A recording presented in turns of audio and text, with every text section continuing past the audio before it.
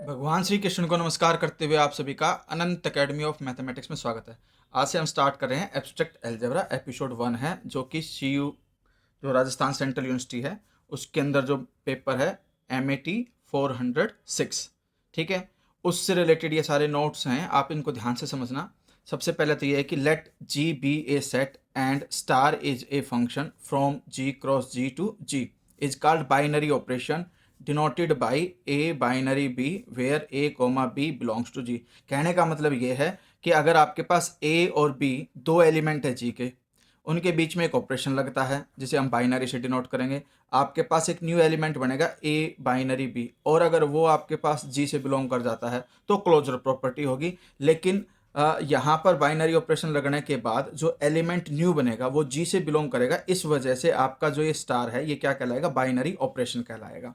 फिर है आपके पास groupoid a pair G comma star where G is a set and star is a binary operation, यानी कि ये आपके पास एक सेट है और ये आपका बाइनरी ऑपरेशन है। ठीक है, और इस पेयर को हम क्या कहेंगे, ग्रुपॉइड कहेंगे, अगर आपके पास कंडीशन सेटिस्फाई होती है बाइनरी ऑपरेशन की। तो इसमें कंडीशन ये बन जाएगी कि भाई n प्लस, यानी कि जो नेचुरल नंबर है अंडर एडिशन एक ग्रुपॉइड होता है, इंटीजर, ठीक है, और जहाँ पे जो ऑपरेशन है वो एडिशन का है, फिर रियल नंबर ऑपरेशन मल्टीप्लिकेशन का है, तो ये सब क्या कहलाएंगे, ग्रुपॉइड कहलाएंगे। फिर है एसोसिएटिव।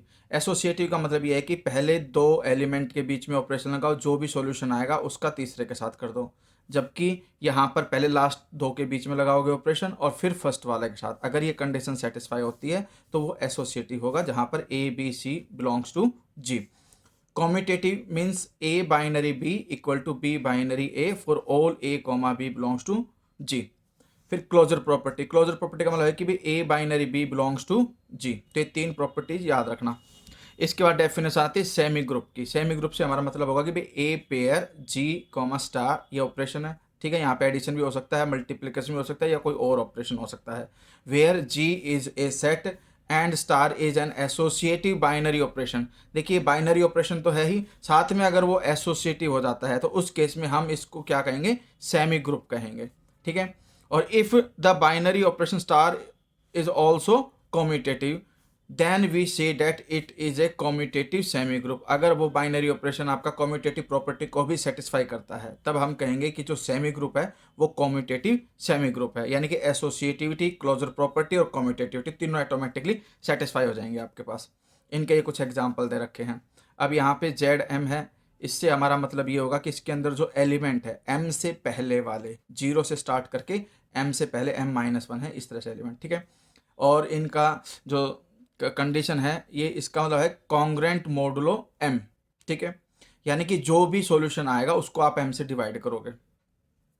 इसमें a bar plus b bar is equal to a plus B whole bar, यानी कि पहले तो क्या करोगे, जो दो एलिमेंट उन दोनों का एडिशन करोगे, एडिशन करके जो भी टोटल आएगा उसके ऊपर बार लगाने का मतलब ये है कि आपके पास m से उसको डिवाइड करोगे। डिवाइड करने के बाद जो रिमाइंडर बचेगा वो आपका आंसर होगा। सेम वे में अलग अलग प्रोडक्ट है, यहाँ होल का है, तो इसका मतलब ये है कि प्रोडक्ट करके होल का बार लगाओगे तो इसका मतलब जो भी प्रोडक्ट आएगा उसको m से डिवाइड करोगे, जो रिमाइंडर आएगा वो आपका बिलोंग करेगा जेड एम से। तो अंडर एडिशन अंडर मल्टीप्लिकेशन दोनों कंडीशन बता रही है। फॉर एग्जांपल Z6 है तो 0 1 2 3 4 5 तक जाओगे आप, जैसे इसमें m था तो m-1 तक गए। अब ये जो एलिमेंट है इसमें देखिए, जो ये एलिमेंट है इस तरह से होंगे इसके अंदर। ठीक है, अब इसमें जो मोडुलो m है तो यहाँ पे 6 है, तो इसलिए 2 + 3 ऐड करोगे आपके पास क्या आएगा, 5 आएगा। अब 5 6 से लेस देन है तो 5 ही आंसर लिखा जाएगा। लेकिन यहाँ पर देखिए 3 + 4 7 होगा, 7 जो है ग्रेटर देन 6 है, तो 6 से हम डिवाइड करेंगे तो रिमाइंडर 1 आ जाएगा, तो इसका आंसर क्या होगा, 1। तो हम 3 + 4 = 1 लिखेंगे। इसी तरह से मल्टीप्लिकेशन करते हैं, 3 × 4 12 होता है, 12 6 से डिवाइड करोगे तो रिमाइंडर 0 आएगा, तो इसलिए ये किसके इक्वल होगा, 0 के इक्वल होगा। Left identity. देखिए अगर हम लेफ्ट में ई लिखते हैं उसके साथ ऑपरेशन लगाते हैं और उसमें कोई चेंज नहीं आता, ए मतलब ए ही रहता है। ठीक है, तो ये लेफ्ट में आइडेंटिटी लिखी, यहाँ राइट में लिखी, तो ये लेफ्ट आइडेंटिटी हो गई, ये राइट आइडेंटिटी होगी। जो लेफ्ट राइट दोनों सेटिस्फाई करे वो आइडेंटिटी कहलाती है, यानी कि if A is both left right then E is identity of G star, यानी कि जो ग्रुपॉइड है आपके पास उसकी आइडेंटिटी कहलाएगी। इसके बाद हमारे पास नेक्स्ट कंडीशन आती है कि भाई जीरो इज़ एडिटिव आइडेंटिटी, क्योंकि जीरो जो है एडिशन करने पे किसी भी एलिमेंट में से कोई चेंज नहीं लाता, तो जीरो एडिटिव आइडेंटिटी होती है। मल्टीप्लिकेटिव आइडेंटिटी वन होती है, क्योंकि वन को किसी से भी मल्टीप्लाई करोगे उसके अंदर कोई चेंज नहीं आता। राइट में लिखो चाहे लेफ्ट में, ए ही रहेगा। इसमें लेफ्ट में लिखो या राइट में, ए ही रहेगा। फिर आता है monoid. A semi group with identity is called monoid.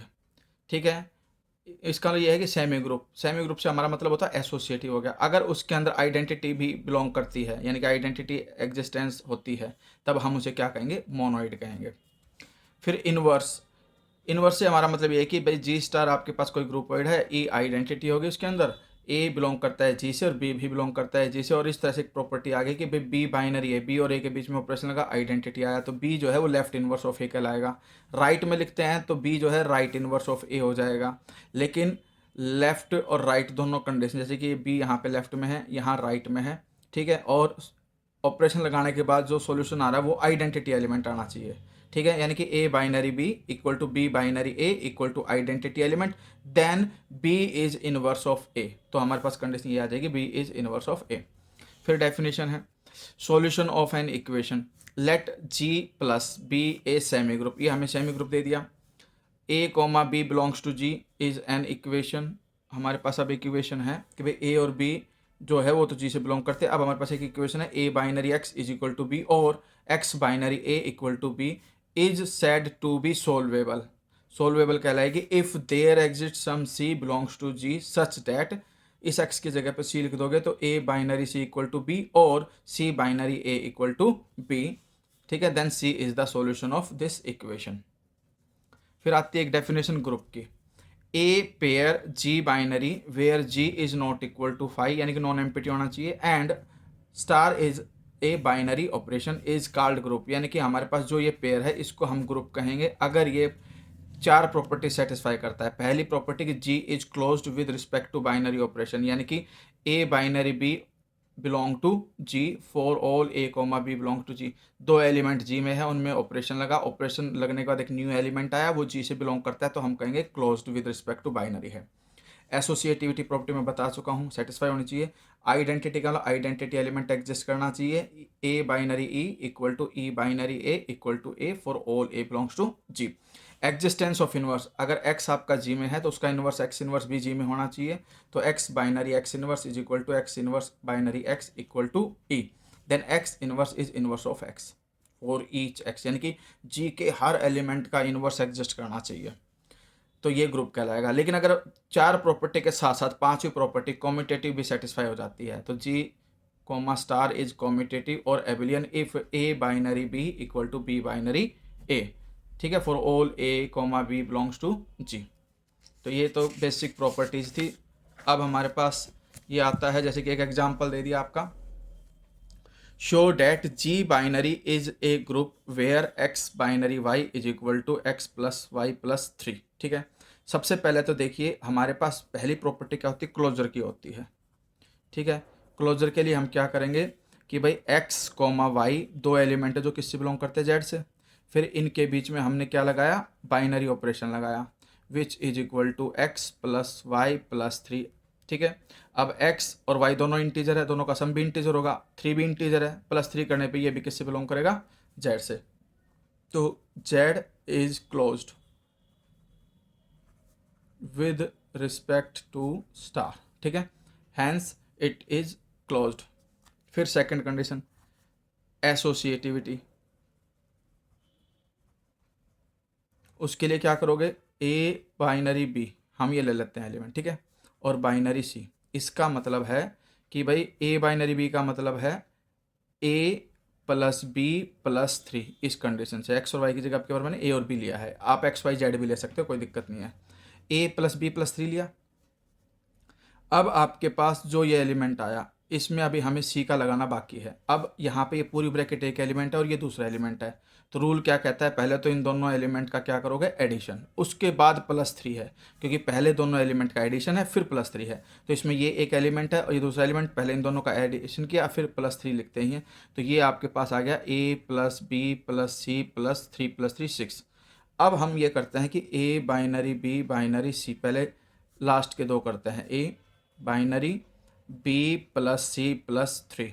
अब ये एक एलिमेंट, ये दूसरा एलिमेंट, फिर से ऑपरेशन लगेगा बाइनरी का, A plus B plus C plus three, यानी कि इन दोनों का एडिशन कर दिया और प्लस थ्री लिखते ही है, तो ये भी आपके पास A plus B plus C plus six आ गया। ये वैल्यू और ये वैल्यू दोनों इक्वल आ गई, तो which implies A binary B binary C is equal to A binary B binary C, hence Z comma star is associative.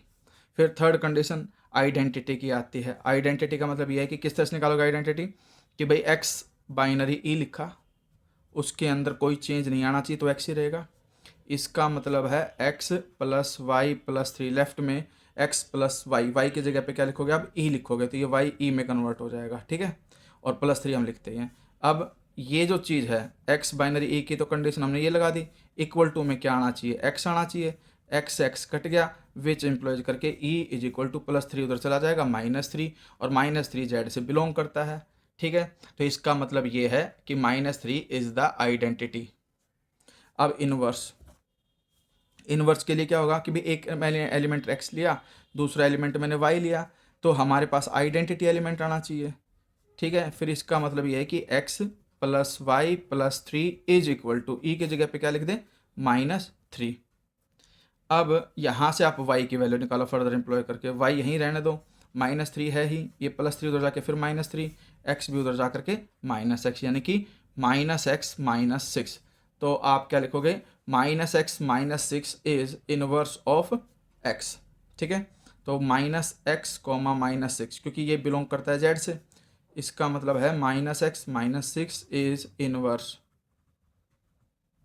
Of Y, जो किससे बिलोंग करता है, जेड से। तो ये चारों प्रॉपर्टी सेटिस्फाई हो गई, इसका मतलब ये आपका ग्रुप हो गया। और अगर हम ये वेरीफाई कर देते हैं पांचवी प्रॉपर्टी कि भाई x binary Y is equal to x plus Y plus three, इसको मैं वाई को पहले लिख दूँ एक्स को बाद में लिख दूँ, तो ये बन जाएगा वाई बाइनरी एक्स, इसका मतलब z plus is also commutative, hence z star, sorry plus नहीं आएगा, z comma star is also commutative, therefore z comma star is abelian group, ठीक है। फिर डेफिनेशन आती है ऑर्डर ऑफ ए ग्रुप, यानी कि number of element in G is called order of group G, कि जितने भी एलिमेंट है ग्रुप जी के अंदर वो उसका ऑर्डर कहलाएंगे, और उसको किससे नोट करो, या तो मोड के अंदर जी लिख दो या फिर ऑर्डर ऑफ जी इस तरह से लिख दो। All finite group up to order five are abelian, ये ध्यान रखना, ये कंडीशन हमेशा के लिए हो जाएगी। अगर कोई भी ग्रुप है जिसके अंदर एलिमेंट फाइव या फाइव से कम है तो वो ऑटोमेटिकली एबिलियन ग्रुप होगा, ठीक है। अब हमारे पास एक थ्योरम आती है, if A group has four elements show that it must be एबिलियन। अब हम क्या करेंगे, इसको देखिए, ये है जैसे कि if A group has four elements show that it must be एबिलियन। Important question है, किस तरह से करोगे, जी हमने लिया, अब इसमें कितने एलिमेंट है, फोर एलिमेंट है, ठीक है, ग्रुप ऑलरेडी बोल रखा है, तो इसका एक एलिमेंट क्या होगा, ई होगा, ग्रुप की चार प्रॉपर्टी ऑटोमेटिकली सेटिस्फाई होंगी, हमें बस एबिलियन प्रूफ करना है, कॉम्यूटेटिविटी वेरीफाई करनी है। तो be a group of order four e such that e is the identity element of G since e inverse is equal to e. Property होती है आइडेंटिटी, आइडेंटिटी का इनवर्स हमेशा आइडेंटिटी ही आएगा। Therefore there is at least one more element in G which is inverse of itself. भाई e का inverse तो ई हो गया, हर एक एलिमेंट का जो इनवर्स होता है वो यूनिक होता है। अब इसमें से एक एलिमेंट इनवर्स दूसरे का हो गया तो दूसरा इनवर्स पहले का हो जाएगा, तो कम से कम हमारे पास एक एलिमेंट ऐसा जरूर होगा जो खुद का इनवर्स खुद ही होगा। तो therefore there is at least one more element in G which is inverse of itself. Suppose that A is also an element of G such that A inverse is equal to A। तो ये दो condition तो fix हो गई अब हमारे पास। अब केस वन आता है कि भाई जो बाकी के बच गए B और C, उनमें भी ऑटोमेटिकली कंडीशन ये बन जाए कि B का इनवर्स B और C का इनवर्स C आ जाए। तो this case leads to the result that every element of G has its own inverse. तो ये प्रॉपर्टी होती है कि अगर हर एक एलिमेंट खुद का ही इनवर्स है किसी भी ग्रुप में तो ऑटोमेटिकली क्या होता है, एबिलियन होता है, ठीक है। आप इसको कर भी सकते हो। अब next condition B inverse is equal to C, यानी कि यहाँ पर तो बी का इनवर्स बी ही आया था, लेकिन आपकी बार बी का इनवर्स तो सी आ जाए और सी का इनवर्स क्या आ जाए, बी आ जाए। अब बी का इनवर्स अगर सी है तो बी इंटू सी आइडेंटिटी आएगा, और C inverse is equal to B है, जिसका मतलब C B is equal to E आएगा। तो the assumption A inverse is equal to A, अब ए इनवर्स उधर जाके ए स्क्वायर हो जाएगा इज इक्वल टू आइडेंटिटी, तो ये कंडीशन बनेगी आपके पास। या दोनों तरफ ए से मल्टीप्लाई कर दो, यहाँ आइडेंटिटी बन जाएगा, यहाँ ए स्क्वायर, तो a square equal to identity आ गया। Since a b belongs to G group है, तो जो भी ऑपरेशन लगता है, ऑपरेशन लग करके जो न्यू एलिमेंट होता है वो भी जी का ही होना चाहिए। अगर वो जी का एलिमेंट है तो a B is either equal to, या तो आइडेंटिटी होगा, या ए होगा, या बी होगा, या सी होगा, इन्हीं चारों में से कोई एक है। पहला केस, अगर a b equal to e आता है तो इसका मतलब ये है कि a inverse is equal to b, क्योंकि दोनों का प्रोडक्ट आइडेंटिटी आ गया, तो बी ए इनवर्स क्या होगा बी, लेकिन ए इनवर्स तो ए लेकर के चले थे हम, तो ये पॉसिबल नहीं है। फिर ए बी को अगर मैं ए के बजाय ए लेता हूँ तो यहाँ से बी जो है वो आइडेंटिटी आ जाएगा, क्योंकि ए इनवर्स लेकर के दोनों तरफ ए इनवर्स को कट कर सकता हूँ, क्योंकि देखो A B is equal to A है, दोनों तरफ ए इनवर्स से मल्टीप्लाई कर दो, ठीक है। तो हमारे पास क्या कंडीशन आ जाएगी, ये तो बन जाएगा बी और इधर आ जाएगा ई। इस वजह से हमारे पास कंडीशन क्या हो गई कि भाई ये जो आपके पास है बी आइडेंटिटी होगा, वो भी पॉसिबल नहीं है, क्योंकि फिर एलिमेंट आपके पास चार नहीं होंगे, क्योंकि चार यूनिक लिए थे ई ए बी सी। अब नेक्स्ट कंडीशन है हमारे पास A B is equal to B भी पॉसिबल नहीं है सेम वे में। अब ए बी किसके इक्वल होगा, ऑटोमेटिकली सी के इक्वल होगा, क्योंकि ग्रुप का एलिमेंट है, तो ई नहीं है, ए नहीं है, बी नहीं है, तो क्या बचा, सी ही होगा। सिमिलरली बी ए सी है और ए सी जो है वो बी बन जाएगा और सी ए जो है वो बी बन जाएगा, तो ये कंडीशन हमारे पास आ गई। अब हम कंपोजिशन टेबल बनाएंगे, ई ए बी सी, ई ए बी सी, तो इधर देखो ई इंटू ई आया, ई ए के इक्वल आएगा, ई का किसी के साथ करोगे सेम आएंगे चारों।